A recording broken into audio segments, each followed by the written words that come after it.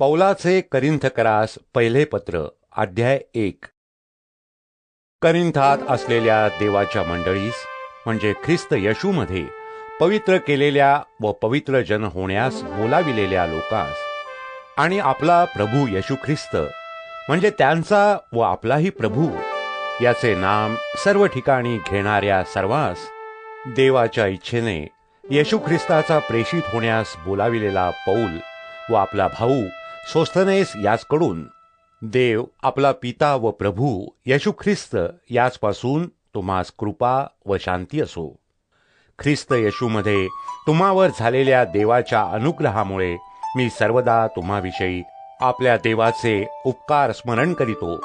तो अनुग्रह हा की जसजशी ख्रिस्ताविषयीची साक्ष तुम्हामध्ये दृढ झाली तस तसे तुम्ही त्याच्या ठाई प्रत्येक बाबतीत सर्व बोलण्यात व सर्व ज्ञानात संपन्न झाला, असे की आपला प्रभू येशू ख्रिस्त याच्या प्रकट होण्याची वाट पाहणारे तुम्ही कोणत्याही कृपादानात उणे पडला नाही. आपल्या प्रभू येशू ख्रिस्ताच्या दिवशी तुम्ही अदृश्य ठरावे एतदर्थ तोच शेवटपर्यंत तुम्हास दृढ करून ठेवेल.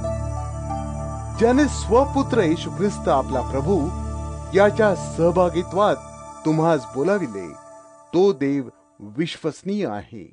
बंधुजन हो, आपला प्रभू येशू ख्रिस्त याच्या नामाने मी तुम्हास विनंती करीतो की तुम्ही सर्वांनी सारखेच बोलावे, म्हणजे तुम्हात फुटी होऊ नये.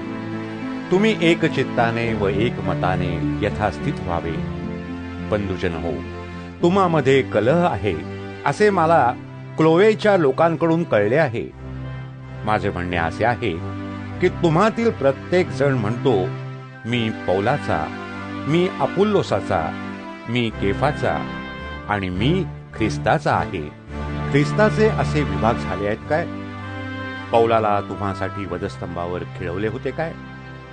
पौलाच्या नामात तुमचा बाप्तिस्मा झाला काय? क्रिस्प व गायस याशिवाय मी तुम्हातील कोणाचा बाप्तिस्मा केला नाही, म्हणून मी देवाचे आभार मानितो.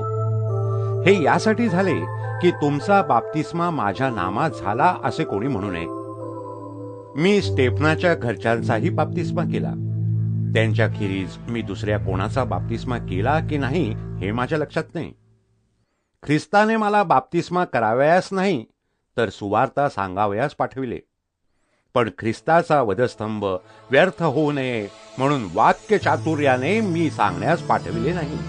कारण ज्यांचा नाश होत आहे त्यास वधस्तंभाविषयीचे शिक्षण मूर्खपण आहे, तरी ज्यास तारण प्राप्त होत आहे अशा आपणास ते देवाचे सामर्थ्य आहे.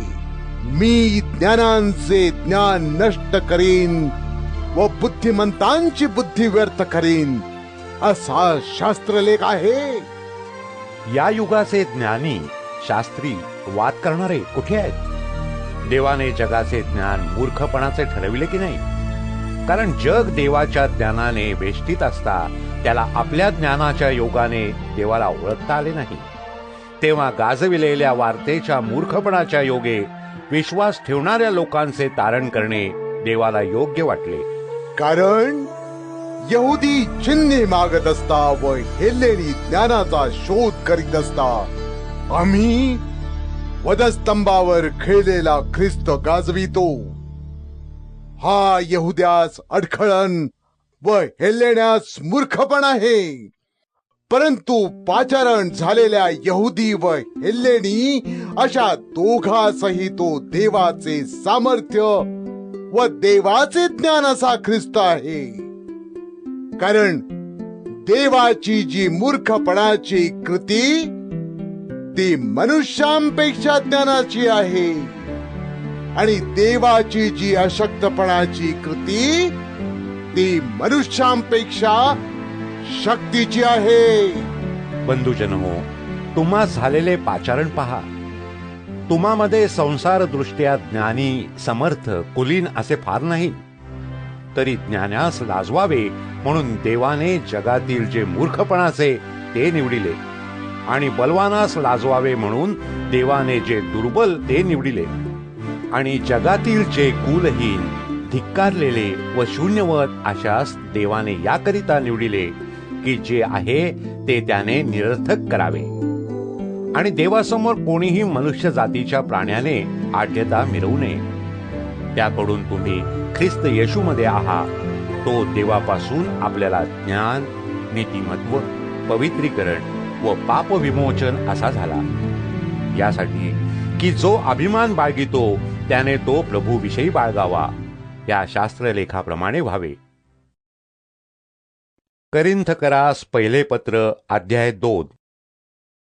बंधुजन हो, मी तुम्हाकडे आलो तो वक्तृत्वाच्या व ज्ञानाच्या श्रेष्ठतेने देवाचे गुज तुम्हा सांगत आलो असे नाही. कारण येशू ख्रिस्त म्हणजे वधस्तंभावर खिळलेला येशू ख्रिस्त. याशिवाय तुम्हामध्ये दुसरे काही चमेस धरू नये असा मी निश्चय केला आणि मी तुम्हाजवळ अशक्त, भयभीत व अतिकंपित असा झालो. माझे भाषण व माझी घोषणा ही ज्ञानयुक्त अशा मन वळविणाऱ्या शब्दांची नव्हती, तर आत्मा व सामर्थ्य यांच्या प्रतिपादनाची होती, यासाठी की तुमचा विश्वास मानवी ज्ञानाने नव्हे तर देवाच्या सामर्थ्याने असावा.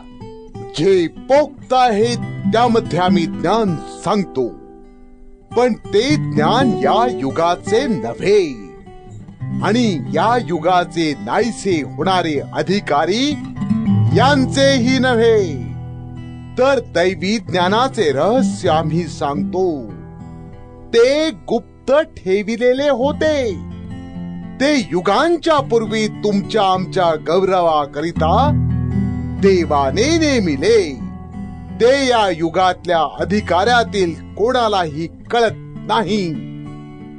त्यांना कळले असते तर त्यांनी गौरवाच्या प्रभूला वधस्तंभावर खिळले नसते. हे तर या शास्त्रलेखाप्रमाणे आहे, डोळ्याने पाहिले नाही, कानाने ऐकले नाही व माणसाच्या मनात आले नाही, ते आपणावर प्रीती करणाऱ्यांसाठी देवाने सिद्ध केले आहे. परंतु देवाने ते स्वतःच्या आत्म्याच्या द्वारे आपल्याला प्रकट केले. कारण आत्मा हा सर्व गोष्टींचा व देवाच्या रहस्यांचाही शोधक आहे. मनुष्याचा आत्मा जो मनुष्यात असतो, त्याशिवाय मनुष्यातील गोष्टी कोण ओळखतो? तशा देवाच्या गोष्टी देवाच्या आत्म्याशिवाय कोणीही ओळखत नाही. आपल्याला जगाचा आत्मा नव्हे तर देवापासून जो आत्मा आहे तो मिळाला, यासाठी की जे देवाने आपल्याला कृपेने दिले ते आपण ओळखून घ्यावे. ते आम्ही मानवी ज्ञानाने शिकविलेल्या शब्दांनी नव्हे तर आत्म्याने शिकविलेल्या शब्दांनी आध्यात्मिक गोष्टींबरोबर आध्यात्मिक गोष्टी जुळवून सांगतो. दैहिक मनुष्य देवाच्या आत्म्याच्या गोष्टी स्वीकारित नाही, कारण त्या त्याला मूर्खपणाच्या वाटतात आणि त्याच्याने त्या ओळखवत नाहीत, कारण त्यांची पारख आत्म्याच्या योग्य होते. जो आत्मिक आहे तो तर सर्व गोष्टी पारखितो, तरी त्याची स्वतःची पारख कोणाकडूनही होत नाही. प्रभूचे मन असे कोणी ओळखिले की त्याने त्याला शिकवावे? आपल्याला तर ख्रिस्ताचे मन आहे. करिंथकरास पहिले पत्र अध्याय 3.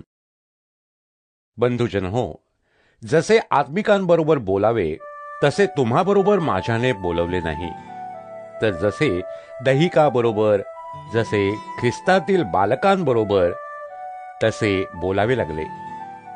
मी तुम्हास दूध पाजिले, अन्न दिले नाही, कारण त्यावेळेस तुम्हा शक्ती नव्हती आणि अजूनही नाही. तुम्ही अजूनही दैहिक आहात. तुमच्यात हेवा व कलहही आहेत. यावरून तुम्ही दैहिक आहात की नाही? तुम्ही मानवी रीतीने चालता की नाही?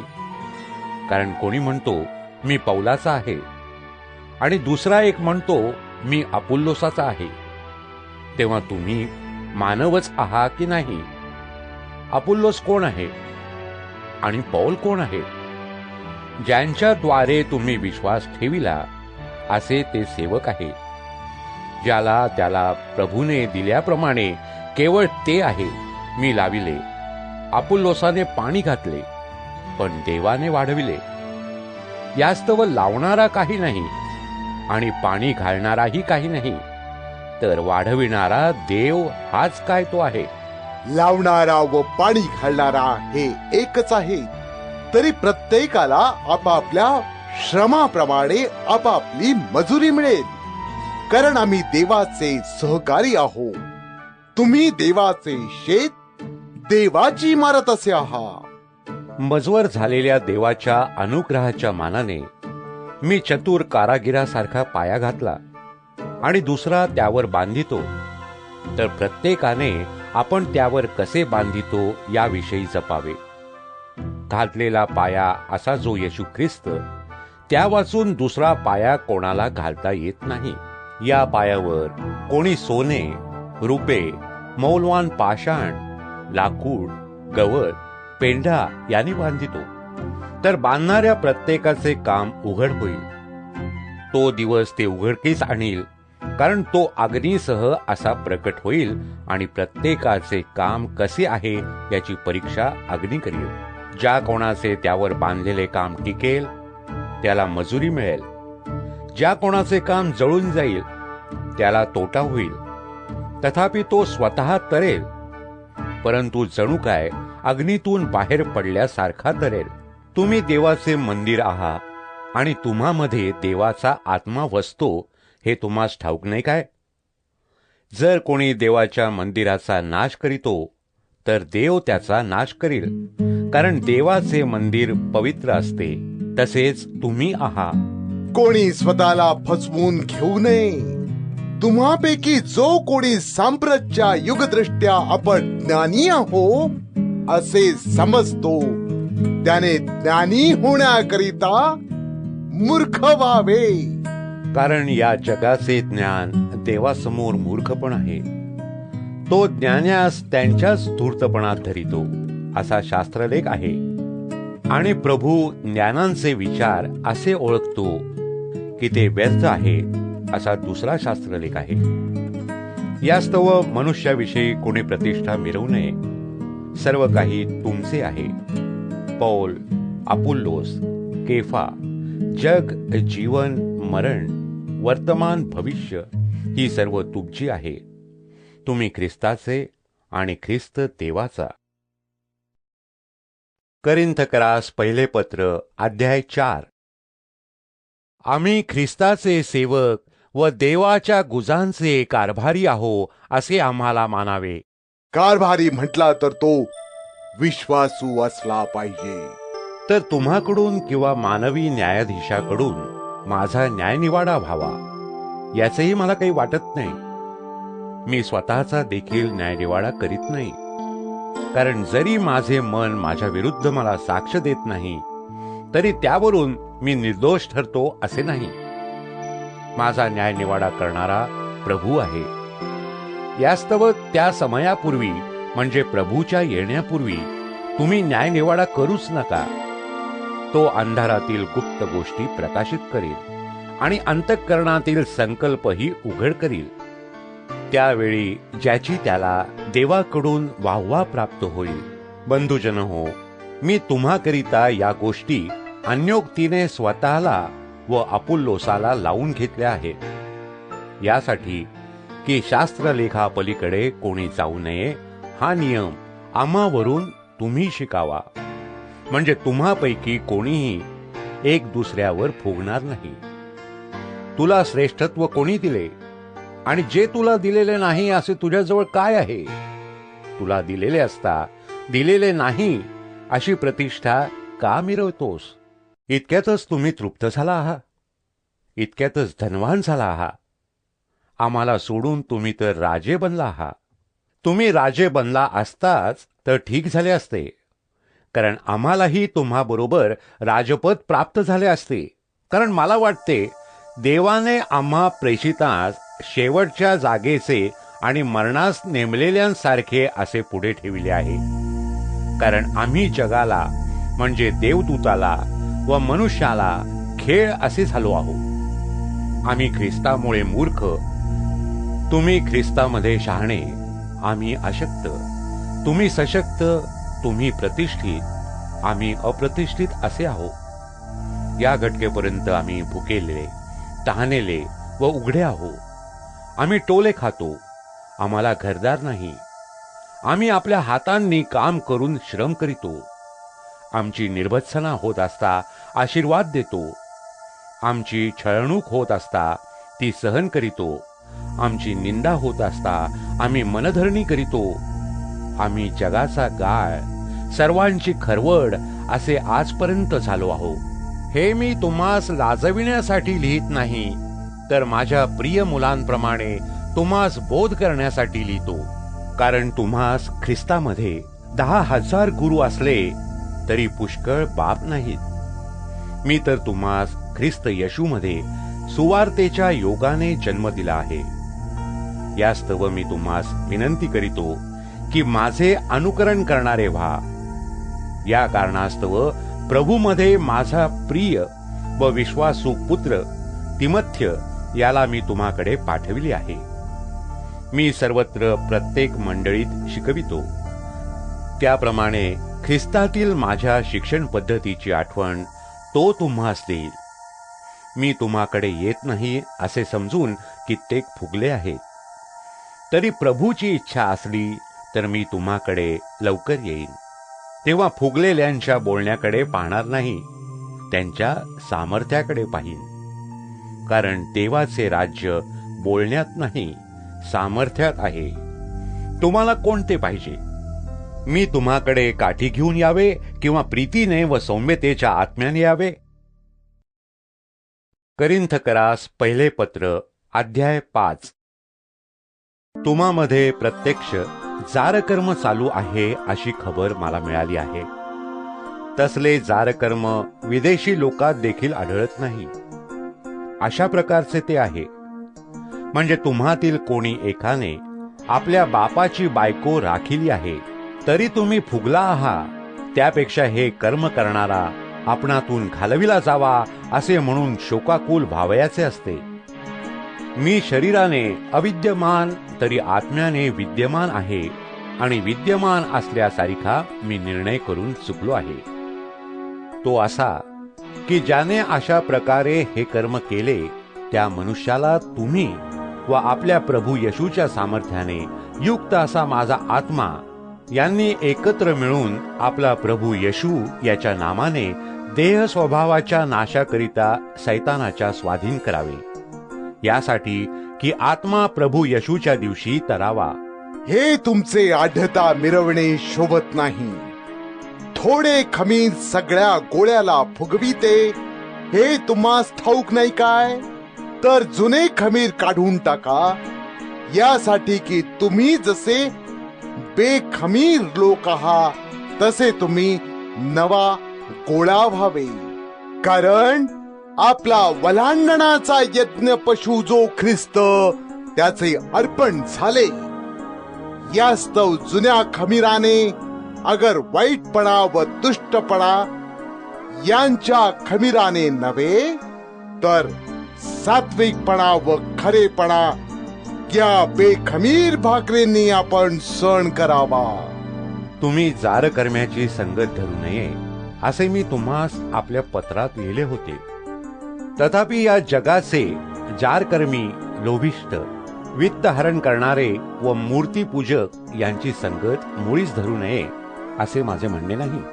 कारण ती मुळीच न धराल तर तुम्हास जगातून निघून जावे लागेल. यास्तव तुम्हास जे लिहिले होते त्याचा अर्थ असा की बंधू म्हटलेला असा कोणी जारकर्मी, लोभी, मूर्तीपूजक, चहाड, मद्यपी किंवा वित्तहरण करणारा असला तर तशांची संगत धरू नये, त्यांच्या पंक्तीत बसू नये. कारण जे बाहेर आहेत त्यांचा न्याय करणे मजकडे कोठे आहे? जे आत आहेत त्यांचा न्याय तुम्ही करीत नाही काय? जे बाहेर आहेत त्यांचा न्याय देव करीत नाही काय? तुम्ही आपणामधून त्या दुष्टाला बाहेर घालवा. करिंथकरास पहिले पत्र अध्याय 6. तुम्हातील कोणा एकाचा दुसऱ्याबरोबर वाद असला तर तो आपला खटला पवित्र जनांपुढे न आणिता अधर्मिकांपुढे नेण्याचे कसे धाडस करीतो? पवित्र जन हे जगाचा न्यायनिवाडा करतील हे तुम्हास ठाऊक नाही काय? तुम्हापुढे जगाचा न्यायनिवाडा व्हावयाचा आहे, तर तुम्ही अगदी हलक्या खटल्यांच्या न्यायसभा होण्यास अयोग्य आहात काय? आपण देवदूतांचा न्यायनिवाडा करू हे तुम्हास ठाऊक नाही काय? तर मग व्यावहारिक गोष्टींविषयी सांगणे नकोच, तुम्हास व्यावहारिक खटल्यांचा न्यायनिवाडा करावयाचा आहे. तर जे मंडळीत गणतीचे नाहीत त्यास कसे नेमता? तुम्हास लाज वाटावी म्हणून मी हे सांगतो. ज्याच्याने भावाभावाची पंचायत करवेल असा एकही शहाणा मनुष्य तुम्हामध्ये नाही असे आहे काय? भाऊ भावावर फिर्याद करीतो आणि तीही विश्वास न ठेवणाऱ्यांपुढे करीतो. तुम्ही एकमेकांवर खटले करिता, यात सर्व प्रकारे तुमची हानीच आहे. त्यापेक्षा तुम्ही अन्याय का सोसून घेत नाही? त्यापेक्षा नाडणूक का सोसून घेत नाही? उलट तुम्ही स्वतः अन्याय व नाडणूक करिता, आणि ती आपल्या बंधुजनांची करिता. अनीतिमान मनुष्याला देवाच्या राज्याचे वतन मिळणार नाही हे तुम्हास ठाऊक नाही काय? फसू नका. जारकर्मी, मूर्तीपूजक, व्यभिचारी, चैनबाज, कुमैथुनकारी, चोर, लोभी, मद्यपी, चहाड व वित्तहरण करणारे यास देवाच्या राज्याचे वतन मिळणार नाही. आणि तुम्हापैकी कित्येक तसे होते, तरी तुम्ही प्रभू येशू ख्रिस्ताच्या नामात व आपल्या देवाच्या आत्म्यात धुतलेले, पवित्र केलेले व नीतिमान ठरविलेले असे झाला आहात. सर्व गोष्टींची मला मोकळीक आहे, तरी सर्व गोष्टी हितकारक असतात असे नाही. सर्व गोष्टींची मला मोकळीक आहे, तरी मी कोणत्याही गोष्टीच्या स्वाधीन होणार नाही. अन्न पोटासाठी व पोट अन्नासाठी आहे, त्या दोहोंचा देव अंत करील. शरीर जारकर्मासाठी नाही, तर प्रभूसाठी आहे, आणि शरीरासाठी प्रभू आहे. देवाने प्रभूला उठविले, आणि तो आपल्या सामर्थ्याने आपल्याला उठवील. तुमची शरीरे ख्रिस्ताचे अवयव आहेत हे तुम्हास ठाऊक नाही काय? मी ख्रिस्ताचे अवयव नेऊन ते कसबिणीचे अवयव करावे काय? असे न होवो. जो कसबिणीला जडला तो व ती हे एक शरीर आहे हे तुम्हास ठाऊक नाही काय? कारण ती दोघे एक देह होतील असे तो म्हणतो. जो प्रभूला जडला तो व प्रभू एक आत्मा आहे. जारकर्मापासून दूर राहा. जे काही दुसरे पापकर्म मनुष्य करीतो ते शरीराबाहेरून होते, परंतु जो जारकर्म करीतो तो आपल्या शरीर संबंधाने पाप करीतो. तुमचे शरीर तुम्हामध्ये वसणारा जो पवित्र आत्मा देवापासून तुम्हास मिळाला आहे त्याचे मंदिर आहे हे तुम्हास ठाऊक नाही काय? आणि तुम्ही आपले न व्हा, कारण तुम्ही मोलाने विकत घेतलेले आहात. यास्तव तुम्ही आपल्या शरीराने देवाचे गौरव करा. करिंथकरास पहिले पत्र अध्याय 7. तुम्ही मला ज्या गोष्टींविषयी लिहिले त्याविषयी, पुरुषाने स्त्रीला शिवू नये हे त्याला बरे, तरी जारकर्मे होत आहेत म्हणून प्रत्येक पुरुषाला स्वतःची स्त्री असावी, आणि प्रत्येक स्त्रीला स्वतःचा पती असावा. नवऱ्याने बायकोला तिचा हक्क द्यावा, आणि त्याप्रमाणे बायकोनेही नवऱ्याला द्यावा. बायकोला स्वतःच्या शरीरावर अधिकार नाही, तर नवऱ्याला आहे, आणि त्याप्रमाणे नवऱ्यालाही स्वतःच्या शरीरावर अधिकार नाही, तर बायकोला आहे. एकमेकांबरोबर वंचना करू नका. तरी प्रार्थनेसाठी प्रसंग मिळावा म्हणून पाहिजे असल्यास तो काही वेळ संमतीने करा. मग फिरून एकत्र व्हा, यासाठी की सैतानाने तुमच्या असंयमामुळे तुम्हास परीक्षेत पाडू नये. तरी मी हे आज्ञा म्हणून सांगत नाही, तर परवानगी म्हणून सांगतो. मी जसा आहे तसे सर्वांनी असावे अशी माझी इच्छा आहे. तरी प्रत्येकाला त्याचे त्याचे कृपादान देवापासून मिळाले आहे. एकाला एका प्रकारचे व दुसऱ्याला दुसऱ्या प्रकारचे. जे अविवाहित व ज्या विधवा आहेत त्यास मी म्हणतो की तुम्ही माझ्यासारखे राहिला तर ते तुम्हास बरे. तथापि जर त्यास संयम होत नाही तर त्यांनी लग्न करावे, कारण जळण्यापेक्षा लग्न करणे बरे आहे. विवाहितास मी आज्ञा करीतो, मी नव्हे तर प्रभू करीतो, की बायकोने नवरा सोडू नये. सोडिला तर त्याने लग्न केल्या वाचून राहावे किंवा नवऱ्याबरोबर समेट करावा, आणि नवऱ्याने बायको सोडू नये. दुसऱ्यास मी म्हणतो, प्रभू म्हणत नाही, जर कोणा एका भावाला विश्वासहीन बायको आहे आणि ती त्याच्याजवळ नांदावयास कबूल आहे, तर त्याने तिला सोडू नये. ज्या बायकोला विश्वासहीन नवरा असून तो तिच्याजवळ राहावयास कबूल आहे, तिने त्याला सोडू नये. कारण बायकोच्या द्वारे विश्वासहीन नवरा पवित्र झाला आहे आणि बंधूच्या द्वारे विश्वासहीन बायको पवित्र झाली आहे. असे नसते तर तुमची मुले बाळे अशुद्ध असती, परंतु आता ती पवित्र आहेत. तथापि जर विश्वासहीन व्यक्ती वेगळी होऊ पाहते तर ती वेगळी होवो. अशा प्रसंगी भाऊ किंवा बहीण बांधलेली नाही. देवाने आपल्याला शांतीत राहण्याकरिता पाचारण केले आहे. हे पत्नी, तू आपल्या पतीला तारशील किंवा नाही हे तुला काय ठाऊक? हे पते, तू आपल्या पत्नीला तारशील किंवा नाही हे तुला काय ठाऊक? तर जसे प्रत्येकाला प्रभूने वाटून दिले आहे, जसे प्रत्येकाला देवाने पाचारण केले आहे, तसे त्याने चालावे. आणि याप्रमाणे मी सर्व मंडळास नेमून देतो. सुंता झालेल्या कोणा मनुष्यास पाचारण झाले तर त्याने बेसुंती होऊ नये. कोणा बेसुंती मनुष्यास पाचारण झाले तर त्याने सुंता करून घेऊ नये. सुंता काही नाही व बेसुंताही काही नाही, तर देवाच्या आज्ञा पाळणे हेच काय ते सर्व आहे. ज्या स्थितीत असता कोणास पाचारण झाले तीत त्याने राहावे. तू दास असता तुला पाचारण झाले काय? त्याची चिंता करू नको. मोकळा होता येत असले तरी तसाच राहा. कारण दास असून ज्याला प्रभूमध्ये पाचारण झाले तो दास्यातून मोकळा केलेला प्रभूचा मनुष्य आहे. तसेच मोकळे असताना ज्याला पाचारण झाले तो ख्रिस्ताचा दास आहे. तुम्ही मोलाने विकत घेतलेले आहात, मनुष्यांचे दास होऊ नका. बंधुजन हो, ज्या स्थितीत ज्याला पाचारण झाले त्या स्थितीत तो देवाजवळ राहो. कुमारिकांविषयी मला प्रभूची आज्ञा नाही. तथापि ज्या मजवर विश्वासू होण्याची दया प्रभूद्वारे झाली आहे तो मी आपले मत सांगतो. ते असे की प्रस्तुतच्या अडचणीमुळे जो ज्या स्थितीत आहे त्या स्थितीत त्याने राहावे, हे मनुष्याला बरे. तू बायकोला बांधलेला आहेस काय? आहेस तर मुक्त होण्यास पाहू नको. बायकोपासून मुक्त आहेस काय? आहेस तर बायको करण्यास पाहू नको.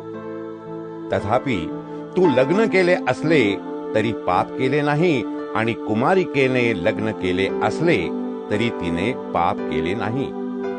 तरी पण अशांवर संसारात संकट येईल, आणि मी तर तुमचे रक्षण व्हावे अशी इच्छा बाळगतो.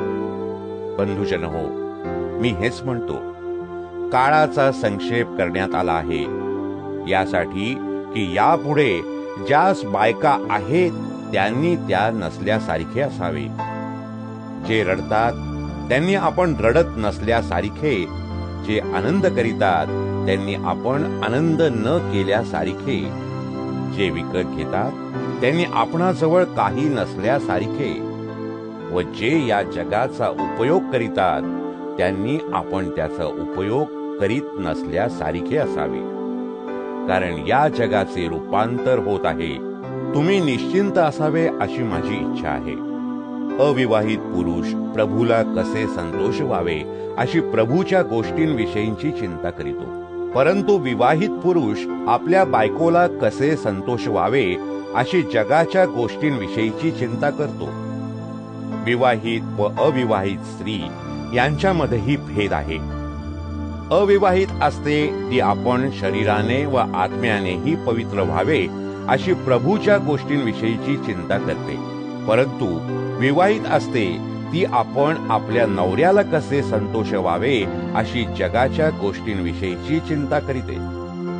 हे मी तुमच्याच हितासाठी सांगतो, तुम्हावर फास टाकण्यासाठी नाही, तर तुमच्या हातून उत्तम आचरण व प्रभूची सेवा एकाग्रतेने व्हावी म्हणून सांगतो. परंतु जर कोणाला असे वाटते की आपण आपल्या कुमारिकेच्या अपमानास कारण होतो, ती उपवर झाली आहे आणि तसे अगत्यच आहे, तर जशी इच्छा असेल तसे त्याने करावे. तो पाप करीत नाही, ती लग्न करोत. तथापि जो अंतःकरणाने स्थिर आहे, ज्याला अगत्य नाही, ज्याची आपल्या इच्छेवर सत्ता आहे आणि आपल्या कुमारिकेला तसेच ठेवावे असे ज्याने आपल्या अंतःकरणात ठरविले आहे, तो बरे करीतो. जो आपल्या कुमारिकेचे लग्न करून देतो तो बरे करीतो, पण जो लग्न करून देत नाही तो अधिक बरे करीतो. नवरा जिवंत आहे तोपर्यंत बायको बांधलेली आहे. नवरा मेल्यावर तिची इच्छा असेल त्याबरोबर, पण केवळ प्रभूमध्ये लग्न करावयाला ती मोकळी आहे. जर ती तशीच राहील तर माझ्या समजुतीप्रमाणे ती अधिक सुखी होईल. मला वाटते मलाही देवाचा आत्मा आहे. करिंथकरास पहिले पत्र अध्याय 8. आता मूर्तीच्या नैवेद्याविषयी आपल्या सर्वांस ज्ञान आहे हे आपल्याला ठाऊक आहे. ज्ञान फुगविते, प्रीती वृद्धी करीते. जर कोणाला वाटते की आपल्याला एखादी गोष्ट कळते, तर ज्याप्रमाणे कळले पाहिजे त्याप्रमाणे त्याला अद्याप कळत नाही. जर कोणी देवावर प्रेम करीतो तर देवाला त्याची ओळख झालेली असते. आता मूर्तींचे नैवेद्य खाण्यासंबंधाने आपल्याला ठाऊक आहे की जगात देवाची म्हणून मूर्तीच नाही आणि एकाखेरीज दुसरा देव नाही. कारण ज्याला देव म्हणतात असे स्वर्गात किंवा पृथ्वीवर असले आणि असे बहुत देव व बहुत प्रभू आहेत, तरी आपणाला एकच देव म्हणजे पिता आहे, त्याच पासून अवघी आहे व आपण त्याच्यासाठी आहोत. आणि आपल्याला एकच प्रभू येशू ख्रिस्त आहे, त्याच्या द्वारे अवघी आहेत व आपण त्याच्या द्वारे आहोत. तथापि हे ज्ञान सर्वांच्या ठायी असते असे नाही, तर कित्येकांवर मूर्तीच्या सवयीचा संस्कार अजूनही राहिल्यामुळे ते लोक मूर्तीचा तो नैवेद्य म्हणून खातात. तेव्हा त्यांचे मन दुर्बळ असल्यामुळे ते विटाळते. आपली योग्यता भक्ष्याने देवापुढे ठरत नाही. न खाण्याने आपण कमी होत नाही आणि पिण्याने आपण अधिक होत नाही. तरी ही तुमची मोकळीक दुर्बळास अडखळण्याचे कारण होऊ नये म्हणून जपा. कारण ज्ञानवान असा जो तू, त्या तुला मूर्तीच्या देवळात जेवावयास बसवलेले कोणी पाहिले, तर तो दुर्बळ असल्यास त्याच्या मनात मूर्तीचा नैवेद्य खाण्याचे धाडस करण्याचे येईल ना. याप्रमाणे जो दुर्बळ, ज्याच्यासाठी ख्रिस्त मरण पावला असा बंधू, त्याचा तुझ्या या ज्ञानाच्या योगे नाश होतो. बंधूंविरुद्ध असे पाप करून व त्यांच्या दुर्बळ मनाला धक्का देऊन तुम्ही ख्रिस्ताविरुद्ध पाप करीता. यास्तव भक्ष्यामुळे आपल्या बंधूला अडखळण होते, तर मी त्याला अडखळवू नये म्हणून मी कधीच मांस खाणार नाही. करिंथकरास पहिले पत्र अध्याय 9. मी स्वतंत्र नाही काय? मी प्रेषित नाही काय? आपला प्रभू येशू याला मी पाहिले नाही काय? प्रभूमध्ये माझे काम तुम्ही नाही काय? जरी मी दुसऱ्यास प्रेषित नाही, तरी निदान तुम्हास तरी आहे. कारण प्रभूमध्ये माझ्या प्रेषितपणाचा शिक्का तुम्ही आहात. माझी चौकशी करणाऱ्यास माझे उत्तर हेच आहे, आम्हास खाण्यापिण्याचा हक्क नाही काय? इतर प्रेषित, प्रभूचे भाऊ व केफा यांच्यासारखे आम्हासही आपली बायको झालेल्या ख्रिस्ती बहिणीला बरोबर नेण्याचा हक्क नाही काय?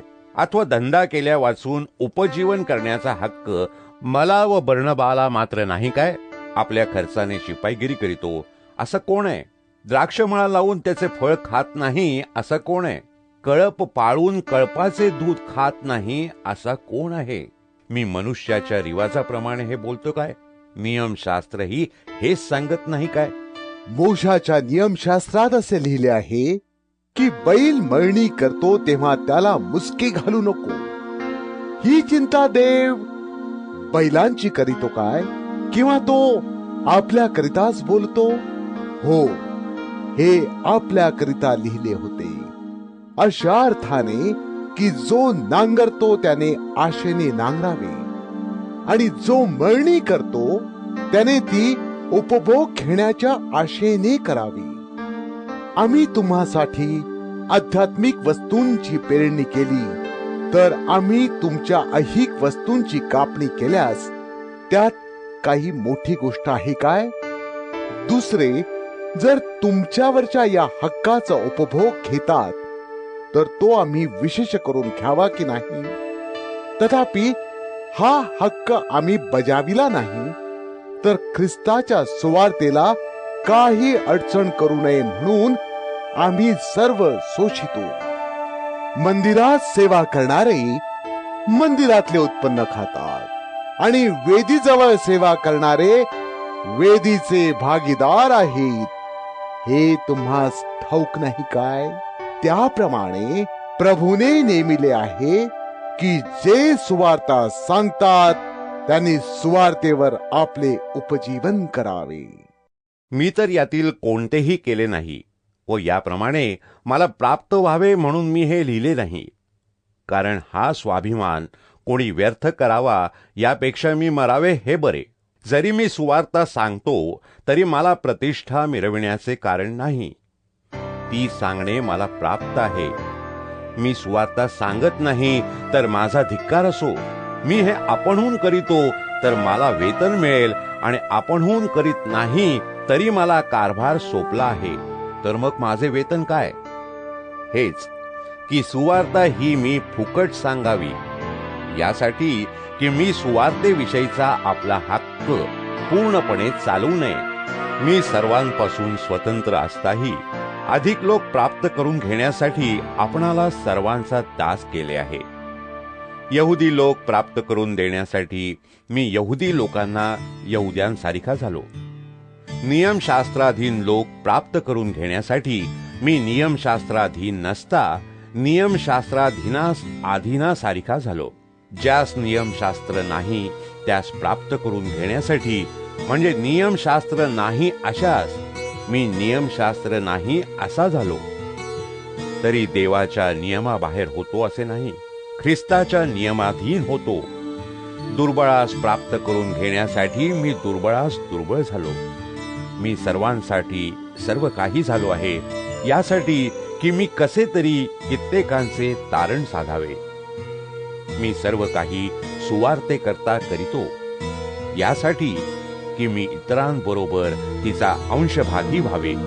शर्यतीत धावणारे सर्व धावतात, पण एकालाच पैज मिळते हे तुम्हास ठाऊक नाही काय? तुम्हास ती मिळेल असे धावा. प्रत्येक मल्लयुद्ध करणारा सर्व गोष्टींविषयी इंद्रिय दमन करीतो. तो नाशवंत मुकुट मिळवण्यासाठी असे करीतो. आपण तर अविनाशी मुकुट मिळवण्यासाठी करीतो. मीही तसाच धावतो, म्हणजे अनिश्चितपणे धावत नाही. तशी कुस्तीही करतो, म्हणजे वाऱ्यावर मुष्टीप्रहार करत नाही. तर मी आपल्या शरीराला बुकलून त्यास दास करून ठेवितो. असे न केल्यास मी दुसऱ्यास घोषणा केल्यावर कदाचित मीच अपात्र ठरेन. करिन्थकरास पहिले पत्र अध्याय 10.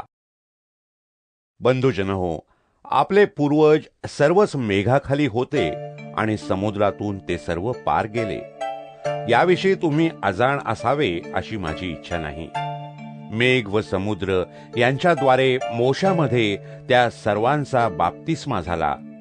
सर्वांनी एकच आध्यात्मिक अन्न खाल्ले आणि सर्व एकच आध्यात्मिक पाणी प्याले, कारण ते आपल्या मागे चालणाऱ्या आध्यात्मिक खडकातून पीत होते. तो खडक तर ख्रिस्त होता. तरी त्यातील बहुतेक लोकांविषयी देव संतुष्ट नव्हता, यामुळे त्यांचा रानात नाश झाला. ह्या गोष्टी आपल्याला दाखले अशा झाल्या यासाठी की त्यांनी लोभ धरिला, तसे आपण वाईट गोष्टीचे लोभी होऊ नये. त्यांच्यापैकी कित्येक मूर्तीपूजक होते, तसे होऊ नका. लोक खावयाला प्यावयाला बसले, नंतर खेळावयाला उठले, असे शास्त्रात लिहिले आहे. त्यापैकी कित्येकांनी जार कर्म केले, त्याप्रमाणे आपण जार कर्म करू नये. ते एका दिवसात 23,000 मरून पडले. त्यापैकी कित्येकांनी प्रभूची परीक्षा केली आणि ते सापांच्या योगे नाश पावले. त्याप्रमाणे आपण प्रभूची परीक्षा करू नये. त्यापैकी कित्येकांनी कुरकुर केली आणि ते संहार कर्त्याकडून नाश पावले. त्याप्रमाणे तुम्ही कुरकुर करू नका. या गोष्टी दाखल्याच्या रूपाने त्यास घडल्या आणि ज्या आपल्यावर युगांचा शेवट आला आहे त्या आपल्या बोधासाठी त्या लिहिलेल्या आहेत. यास्तव आपण उभे आहो असे ज्यास वाटते त्याने पडू नये म्हणून सांभाळावे. मनुष्यास सहन होते तिच्याशिवाय दुसरी परीक्षा तुम्हावर गुदरली नाही आणि देव विश्वास पात्र आहे. तो तुमची परीक्षा तुमच्या शक्ती पलीकडे होऊ देणार नाही, तर परीक्षेबरोबर तिच्यातून निभावण्याचा उपाय करील, असे की तुम्ही ती सहन करावयास समर्थ व्हावे. यास्तव माझ्या प्रिय बंधूंनो, तुम्ही मूर्तीपूजेपासून दूर पळा. तुम्हा सुज्ञ समजून मी हे तुम्हाबरोबर बोलतो. मी काय म्हणतो त्याचा तुम्हीच निर्णय करा. जो आशीर्वादाचा प्याला आपण आशीर्वादित करीतो तो ख्रिस्ताच्या रक्ताची सहभागिता आहे की नाही? जी भाकर आपण मोडितो ती ख्रिस्ताच्या शरीराची सहभागिता आहे की नाही? आपण बहुत असून एक भाकर एक शरीर असे आहो. आपण सर्व त्या एका भाकरीचे विभागी आहो. जे जातीने इस्राയേल त्याकडे पहा. यज्ञ भक्षण करणारे वेदीचे भागीदार नाहीत काय? तर माझे म्हणणे काय आहे? मूर्तीचा नैवेद्य काहीतरी आहे अथवा मूर्ती काहीतरी आहे काय? नाही. तरी विदेशी लोक जो यज्ञ करीतात तो देवाला नव्हे तर भूतांना करतात आणि तुम्ही भूतांचे सहभागी व्हावे अशी माझी इच्छा नाही. तुमच्याने प्रभूचा प्याला व भूतांचा प्याला पिवत नाही. प्रभूच्या मेजावरचे व भूतांच्या मेजावरचे तुमच्याने खावत नाही. आपण प्रभूला ईर्षेस पेटवितो काय? आपण त्यापेक्षा बलवान आहोत काय? सर्व गोष्टी करण्याची मुभा आहे, तरी सर्व गोष्टी हितकारक असतात असे नाही.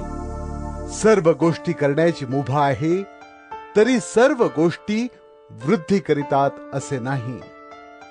कोणी आपलेच हित पाहू नये तर दुसऱ्याचेही पाहावे.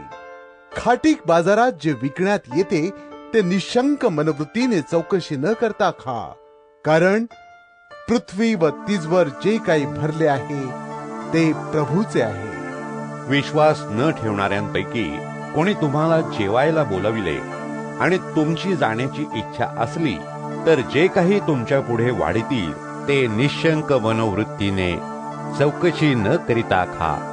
परंतु कोणी तुम्हाला सांगेल की हा नैवेद्य आहे, तर ज्याने हे कळविले त्याकरिता व मनाला शंका न यावी याकरिता खाऊ नका. शंका ही तुझ्या मनात नव्हे तर त्याच्या, कारण माझ्या स्वतंत्रतेचा न्यायनिवाडा दुसऱ्याच्या विवेक भावनेने का व्हावा? मी आभारपूर्वक खातो, तर ज्याविषयी मी आभार व्यक्त करीतो त्याविषयी माझी निंदा का व्हावी? यास्तव तुम्ही खाता पिता किंवा जे काही करिता ते सर्व देवाच्या गौरवासाठी करा. यहुद्यास हेलेण्यास व देवाच्या मंडळीसही अडखळविणारे होऊ नका.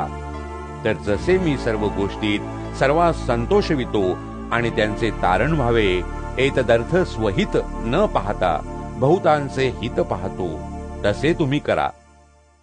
करिंथकरास पहिले पत्र अध्याय 11. जसा मी ख्रिस्ताचा अनुकारी आहे तसे तुम्ही माझे अनुकारी व्हा. तुम्ही सर्व गोष्टीत माझी आठवण करिता आणि मी तुम्हा सांगून ठेविलेले विधी जशाच्या तसे दृढ धरून पाळिता, म्हणून मी तुमची वाहवा करीतो. प्रत्येक पुरुषाचे मस्तक ख्रिस्त आहे, स्त्रीचे मस्तक पुरुष आहे आणि ख्रिस्ताचे मस्तक देव आहे. हे तुम्हाला समजावे अशी माझी इच्छा आहे. जो पुरुष आपले मस्तक आच्छादून प्रार्थना करीतो किंवा संदेश देतो, तो आपल्या मस्तकाचा अपमान करीतो. तसेच जी स्त्री उघड्या मस्तकाने प्रार्थना करीते किंवा संदेश देते, ती आपल्या मस्तकाचा अपमान करीते, कारण ती मुंडलेल्या स्त्री सारखीच होते. स्त्री जर आपले मस्तक आच्छादित नाही तर तिनं आपले केस कातरावे. परंतु जर केस कातरणे किंवा मुंडणे स्त्रीला लाजविणारी गोष्ट आहे, तर तिने आपले मस्तक आच्छादावे.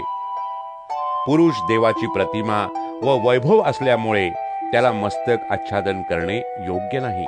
स्त्री जर पुरुषाचे गौरव आहे, पुरुष स्त्रीपासून झाला नाही तर स्त्री पुरुषापासून झाली, आणि पुरुष स्त्रीसाठी उत्पन्न केला नाही तर स्त्री पुरुषासाठी केली.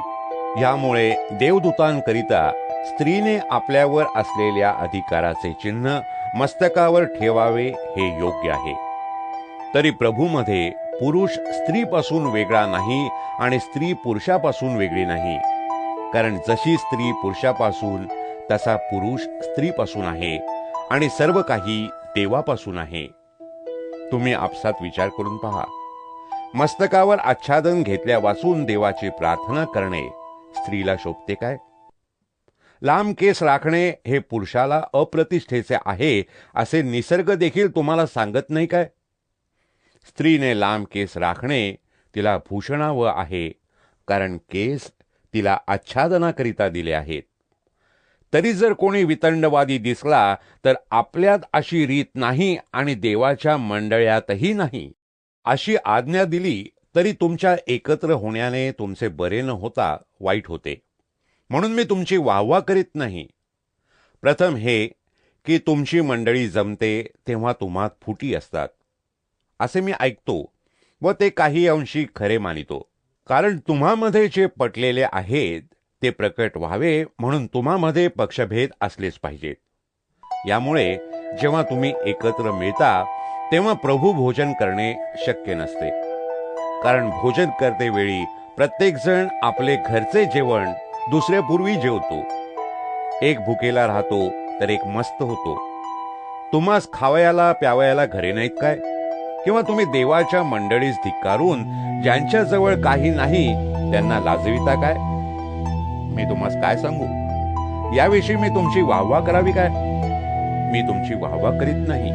कारण जे मला प्रभूपासून मिळाले तेच मी तुम्हाला सांगून दिले, की ज्या रात्री प्रभू येशू धरून दिला गेला त्या रात्री त्याने भाकर घेतली, ईशोपकार स्मरण करून ती मोडिली आणि म्हटले, तुम्हासाठी जे माझे शरीर ते हे आहे, माझ्या स्मरणार्थ हे करा.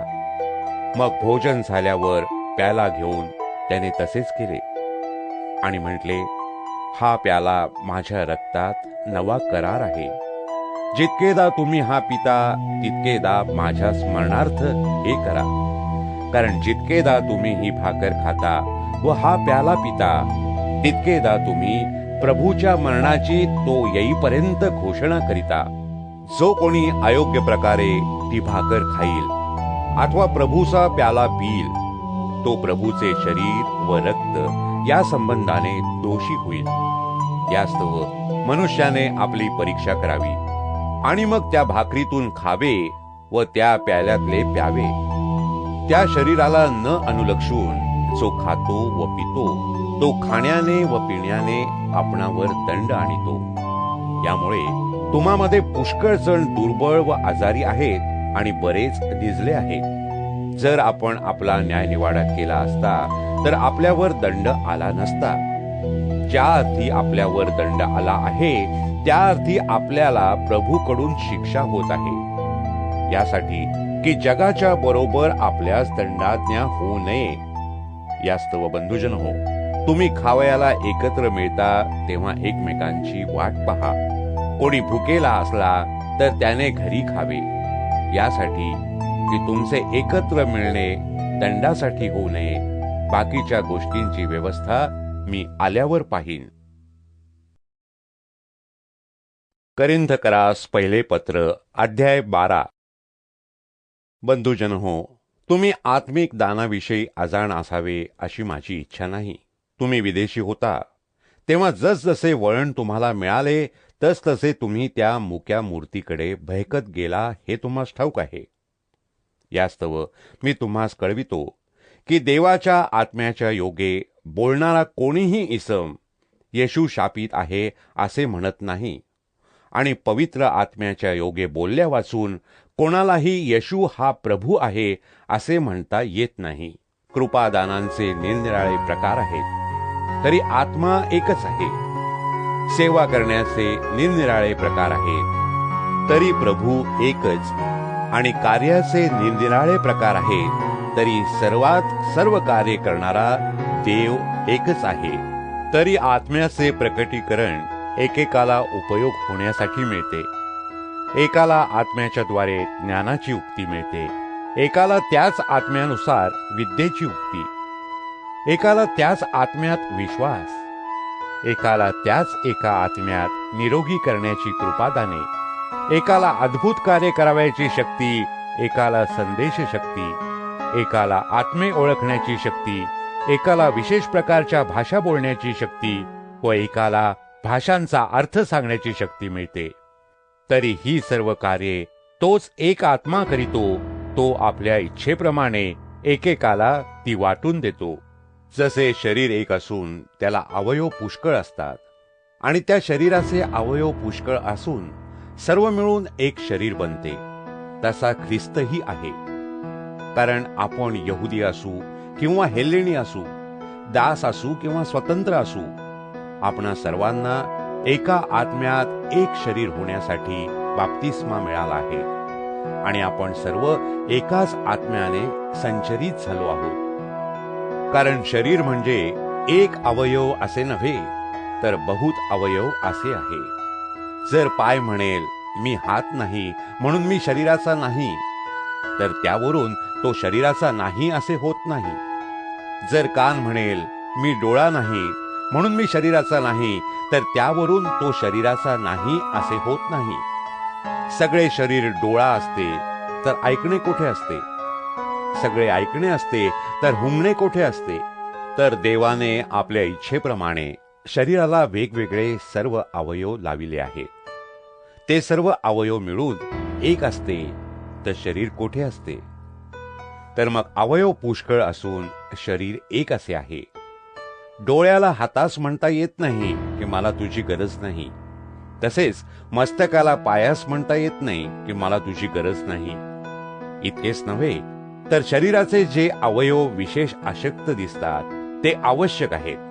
शरीराची जी अंगे कमी योग्यतेची अशी आपण मानितो, त्यास आपण पांघरून घालून विशेष मान देतो, आणि आपल्या कुरूप अंगास सुरूपता मिळते.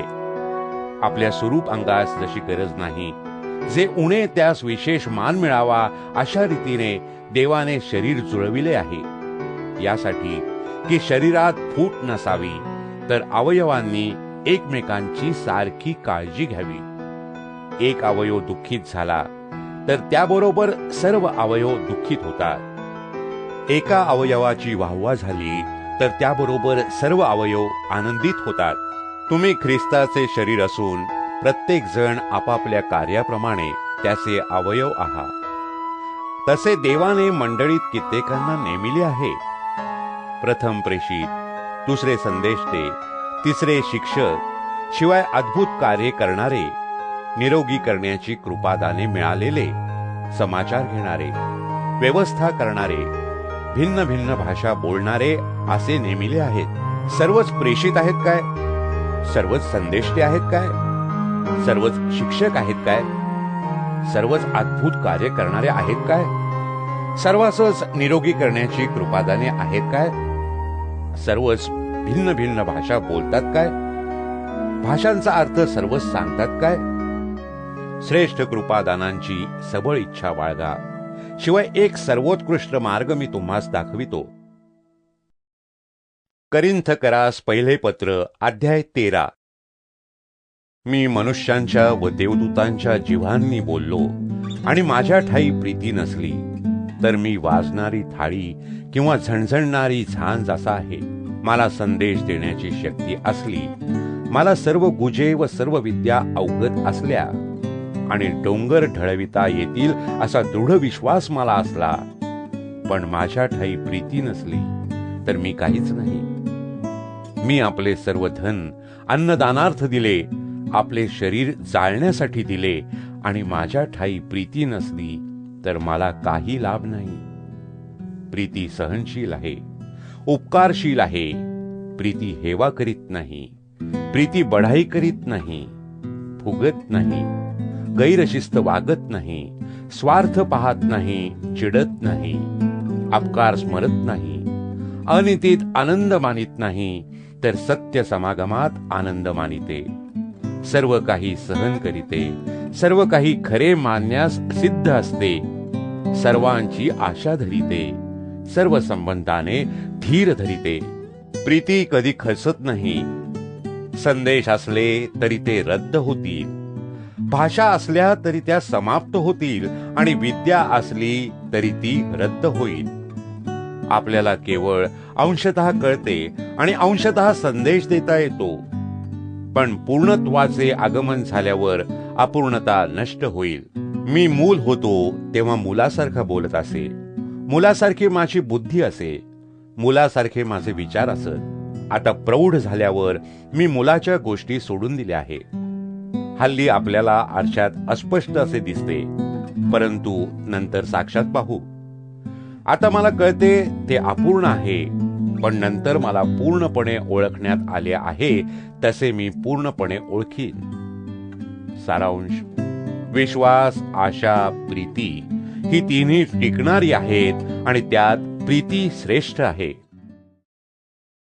करिंथकरास पहिले पत्र अध्याय 14.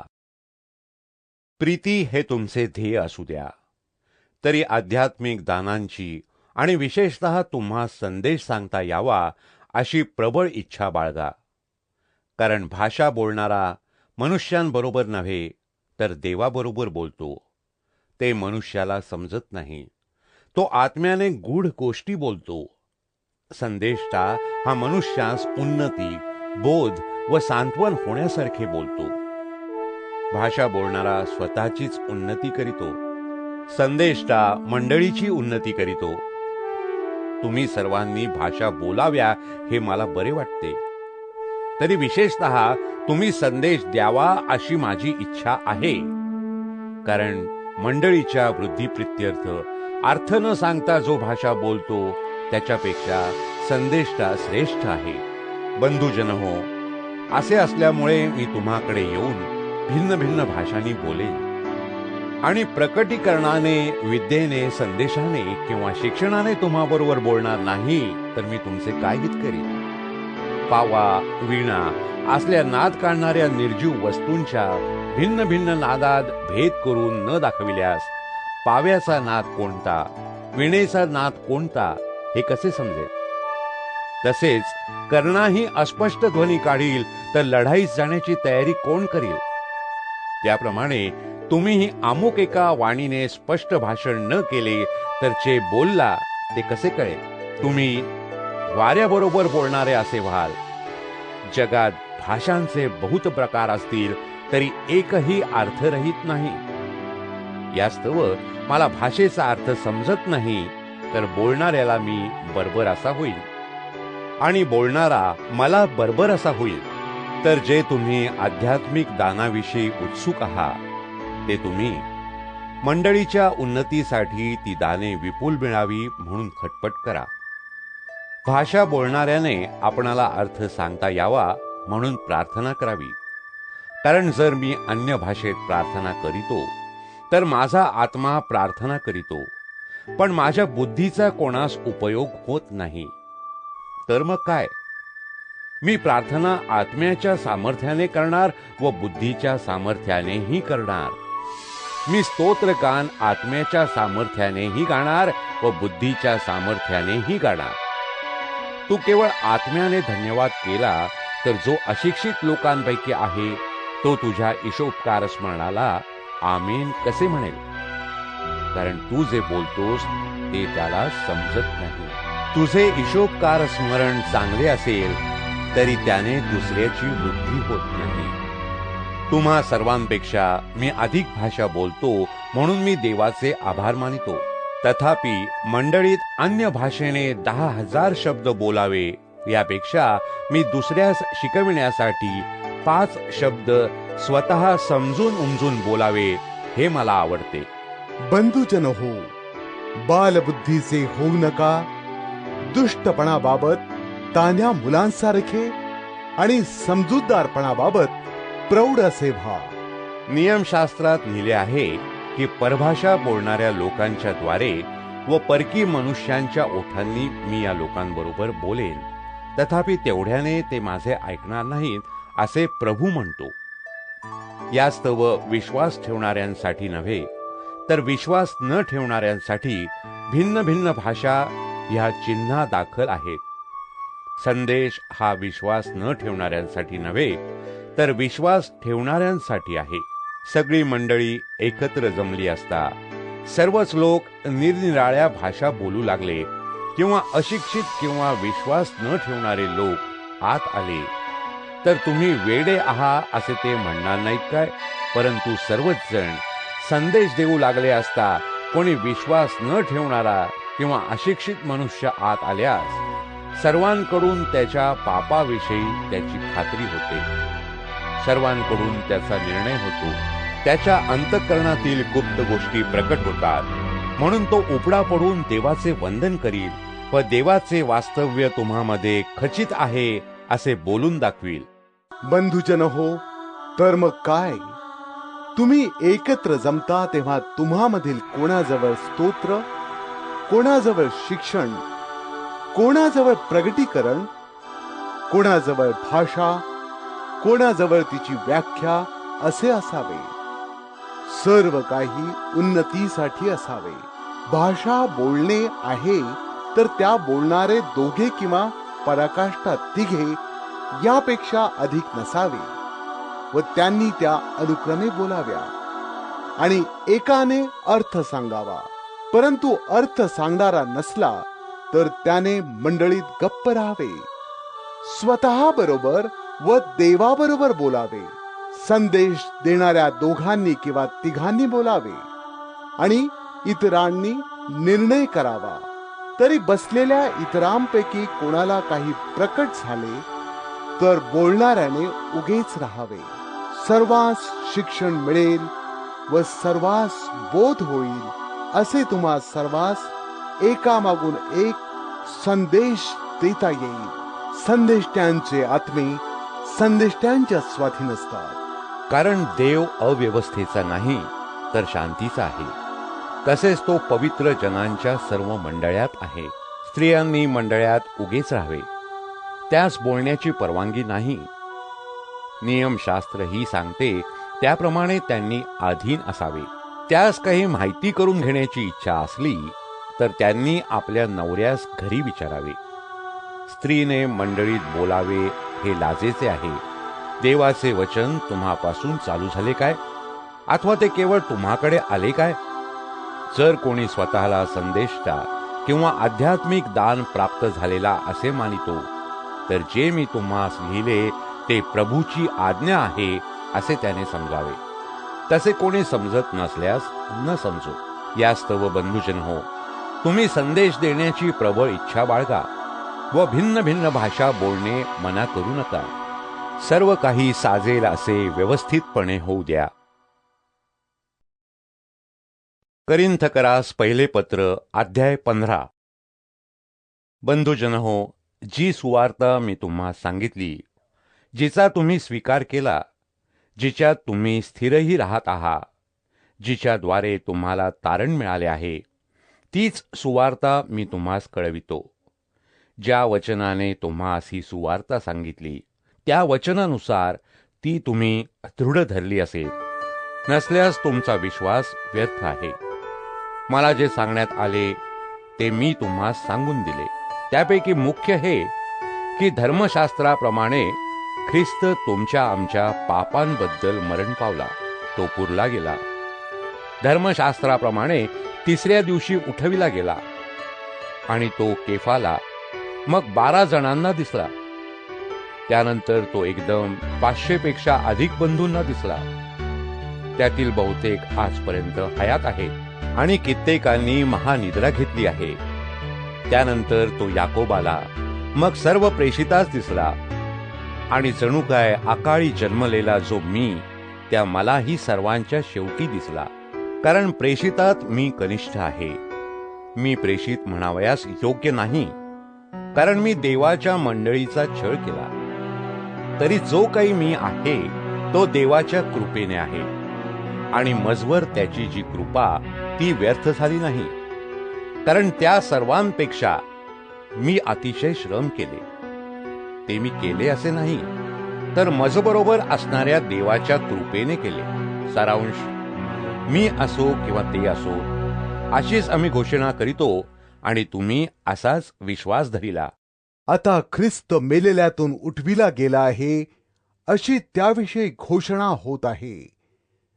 तर मेलेल्यांचे पुनरुत्थान नाही, असे तुम्हातील कित्येक जण कसे म्हणतात?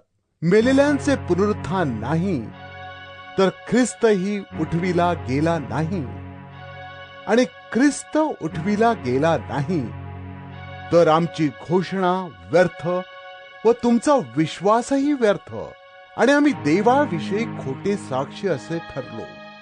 कारण देवाविषयी आम्ही अशी साक्ष दिली की त्याने ख्रिस्ताला उठविले.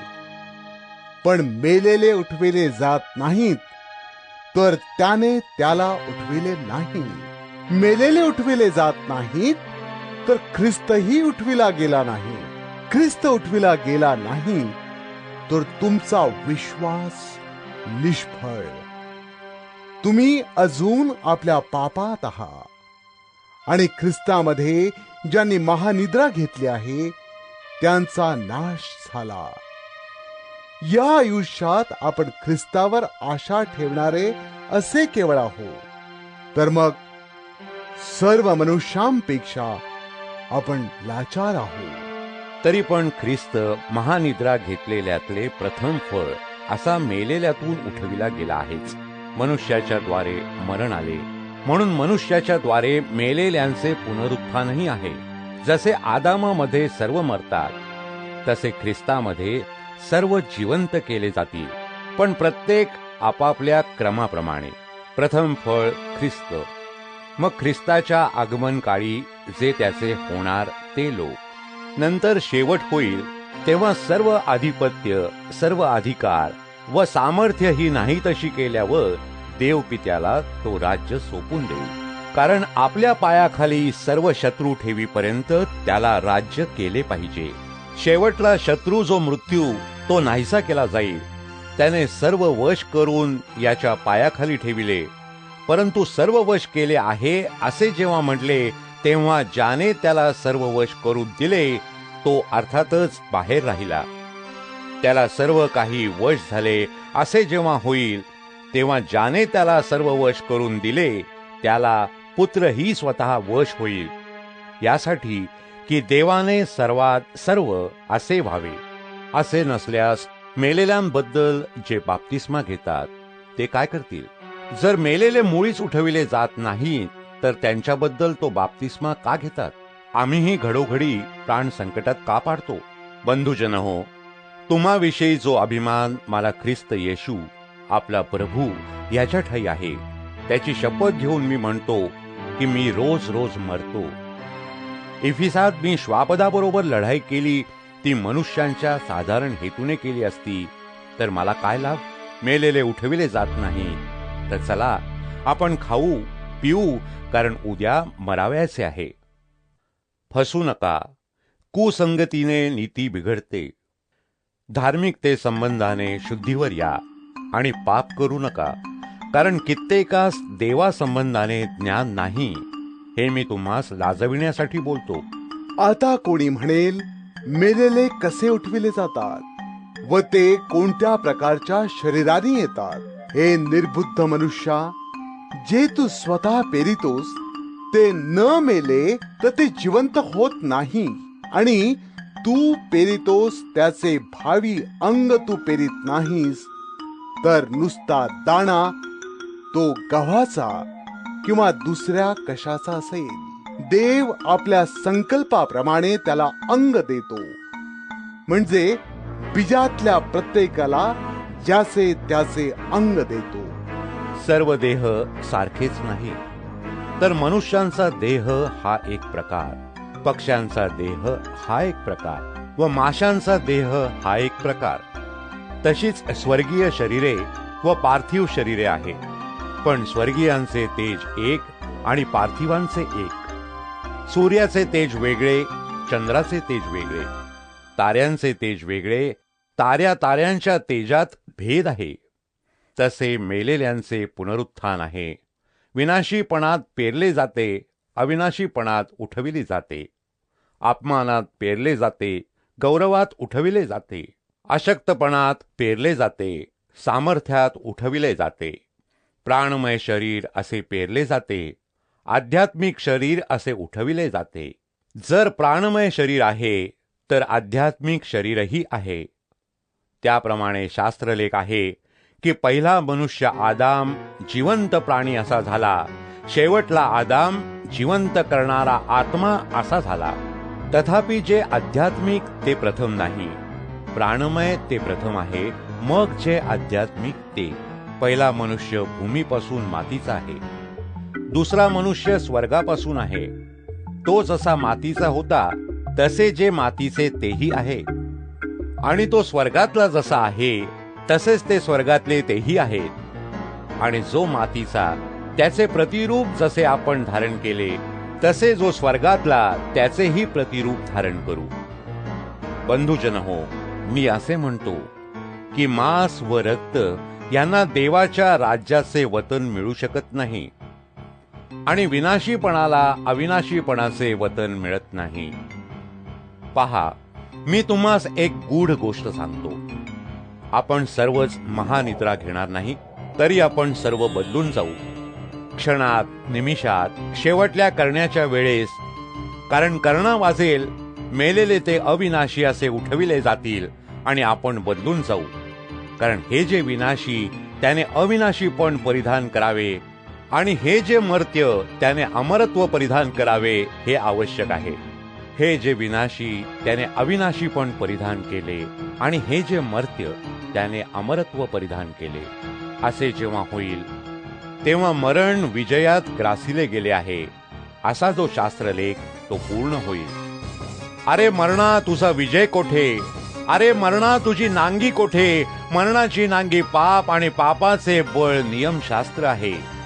तरी जो देव आपला प्रभू येशू ख्रिस्ताच्या द्वारे आपणाला जय देतो, त्याची स्तुती असो.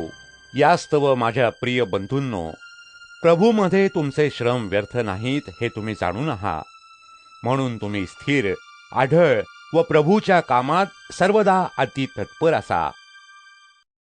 करिंथकरास पहिले पत्र अध्याय 16. आता पवित्र जनांसाठी जी वर्गणी, तीच विषयी मी गलतियातील मंडळास आज्ञा दिल्याप्रमाणे तुम्हीही करा. आठवड्याच्या पहिल्या दिवशी तुम्ही प्रत्येकाने जसे आपणास यश मिळाले असेल त्याप्रमाणे आपणाजवळ द्रव्य जमा करून ठेवावे, यासाठी की मी येईन तेव्हा वर्गण्या होऊ नयेत. मी येईन तेव्हा ज्या कोणास तुम्ही पत्रे देऊन मान्य कराल त्यास तुमचा धर्मदाय यरुशलेमास पोचवण्याकरिता मी पाठवीन. मीही जावे असे योग्य दिसल्यास ते माझ्याबरोबर येतील.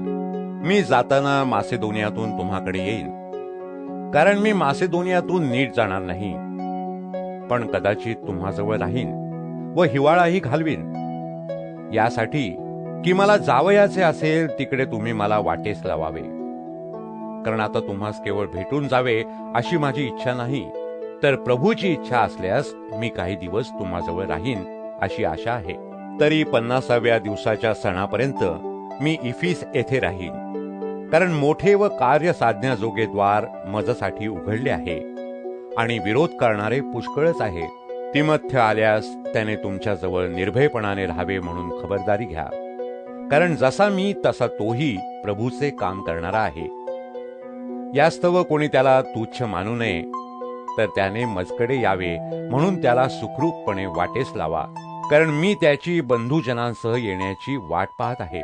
आपला बंधू अपुल्लोस ह्याने बंधुजनांबरोबर तुम्हाकडे यावे म्हणून मी त्याला फार विनवणी केली. तथापि आत्ताच यावे अशी त्याची इच्छा अगदी नव्हती. सवड होईल तेव्हा तो येईल. सावध असा, विश्वासात स्थिर रहा, मर्दासारखे वागा, खंबीर व्हा. तुमचे सर्व काही कार्य प्रीतीने व्हावे. बंधुजन हो, तुम्हाला स्तेफनाच्या घराण्याची माहिती आहे. ते अखयाचे प्रथम फळ आहे आणि त्यांनी आपणास पवित्र जनांच्या सेवेला वाहून दिले आहे. अशास आणि जो कोणी सेवेत सहाय्य करीतो व श्रम करीतो त्यास तुम्ही मान्य असावे अशी मी तुम्हास विनंती करीतो. स्तेफना, फर्तुनात व अखाईक हे आल्याने मला आनंद झाला आहे, कारण तुम्ही नसल्याची उणीव त्यांनी भरून काढली आहे. त्यांनी माझ्या व तुमच्या आत्म्यास विश्रांती दिली आहे. यास्तव तुम्ही अशास मान द्या. आसियातल्या मंडळ्या तुम्हा सलाम सांगतात. अक्विला व प्रिस्का ही व त्यांच्या घराची मंडळी जमत असते, तीही तुम्हास प्रभूमध्ये फार फार सलाम सांगतात. सर्व बंधू तुम्हा सलाम सांगतात. पवित्र चुंबनाने एकमेकास सलाम करा. मज पौलाचा स्वदस्तूरचा सलाम. जर कोणी प्रभूवर प्रीती करीत नाही तर तो उत्सृष्ट असो. मारानाथा, आपला प्रभू आला.